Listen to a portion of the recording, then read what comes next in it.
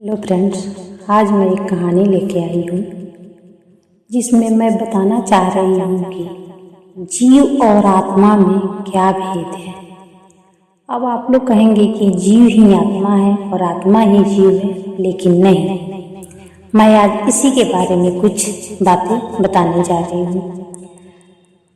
तुम लोग ने और सुने होंगे कि जब दोनों ही आत्मा हैं तो फिर भेद क्या है, और एक दुखी और दूसरा पूर्ण शांत क्यों है। वास्तव में जीवात्मा और आत्मा में कोई भेद नहीं है। जैसे समुद्र और उसकी तरंग में कोई अंतर नहीं है, परंतु समुद्र अनंत है, लहर एक आकार में है, उसका रूप है, ऐसे ही आत्मा सर्वत्र है, जीव तत्व में फंसा हुआ है। जब वह इन तत्व को जान जाता है और उसमें रहता हुआ अपने पूर्ण स्वरूप आत्मा को देखता है तो पूर्ण ही हो जाता है। उसी को मुक्त पुरुष कहते हैं। और जो इस ज्ञान को नहीं जानता वही जीव आत्मा कहलाता है। जो गुण आत्मा में है वही जीव में भी है।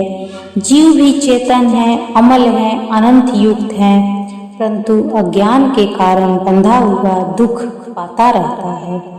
लोग जीव और ईश्वर को भेद पूछते हैं, उसे समझना चाहते हैं, परंतु जब तक उसे देखेंगे नहीं समझेंगे कैसे। कुएं के मेढक को कोई समुद्र का ज्ञान कुएं में कैसे करा दे।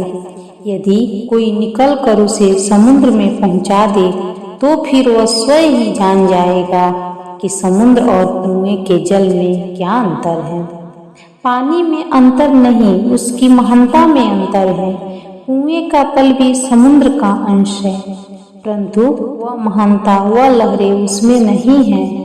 यह सब सुनकर न युवक बड़ा प्रसन्न हुआ। पूछने लगा, महाराज, क्या इसके लिए घर गृहस्थी को त्याग करना पड़ता है? जो लोग युवा अवस्था में सन्यासी बन जाते हैं वो कहाँ तक ठीक करते हैं। इसीलिए कहा जाता है कि जीव और आत्मा में कोई अंतर नहीं है।